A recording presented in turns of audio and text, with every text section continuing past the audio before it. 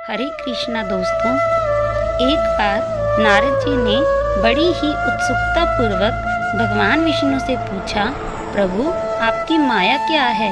क्योंकि भूलोक पर सभी मनुष्य आपकी माया से प्रेरित होकर दुख अथवा सुख भोगते हैं, लेकिन वास्तव में आपकी माया क्या है? विष्णु भगवान बोले, नारद, यदि तुम्हें मेरी माया जाननी है तो तुम्हें मेरे साथ पृथ्वी लोक पर चलना होगा, जहाँ मैं तुम्हें अपनी माया का प्रमाण दे सकूंगा। नारद को अपनी माया दिखाने के लिए भगवान विष्णु नारद को लेकर एक विशाल रेगिस्तान से पृथ्वी लोक जा रहे थे। यहाँ दूर दूर तक कोई मनुष्य तो क्या, जीव जंतु भी दिखाई नहीं पड़ता था। नारद जी विष्णु भगवान के पीछे पीछे रेगिस्तान की गर्म रेत को पार करते हुए आगे बढ़ते रहे। चलते चलते नारद जी को मनुष्य की ही भांति गर्मी और भूख प्यास का एहसास होने लगा। तभी कुछ दूरी पर उन्हें एक छोटी सी नदी दिखाई दी। नारद जी अपनी प्यास बुझाने के लिए उस नदी के पास पहुंच गए।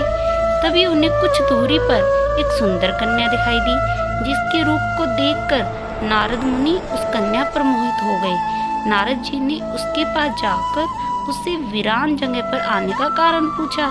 कन्या ने बताया कि वह पास के ही एक नगर की राजकुमारी है और अपने कुछ सैनिकों के साथ रास्ता भटक गई है। नारद मुनि भी राजकुमारी के साथ उसके राज्य में पहुंच जाते हैं। राजकुमारी सब हाल अपने पिता को बताती है। राजा प्रसन्न होकर अपनी पुत्री का विवाह नारद जी से कर देते हैं और सारा राजपाट नारद मुनि को सौंपकर स्वयं सन्यासी बन जाते हैं। अब नारद मुनि राजा के समान पूरे ऐशो आराम से अपनी जिंदगी का यापन करते हैं। नारद इन सब में यह भूल चुके थे कि वे प्रभु को नदी किनारे बैठाकर ही छोड़ आए। समय बीतने के साथ नारद को उस राजकुमारी से 2 संतानें भी हो गई। नारद मुनि अपने फलते फूलते राज्य और पुत्रों को देखकर बहुत ही खुश थे। एक दिन उस राज्य में 3 दिन लगातार इतनी घनघोर वर्षा हुई कि पूरे राज्य में बाढ़ आ गई। सभी लोग अपनी सुरक्षा के उद्देश्य से इधर उधर भागने लगे। नारद भी एक नाव में अपनी पत्नी और दोनों बच्चों को लेकर सुरक्षित स्थान की खोज में चल दिए।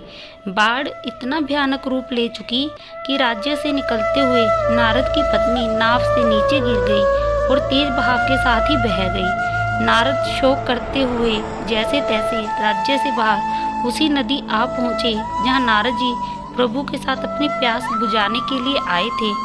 नारद मुनि नदी के किनारे पर बैठकर शोक करते हुए जोर जोर से रोने लगते हैं। मेरे बच्चे, पत्नी, सब कुछ तो नष्ट हो गया।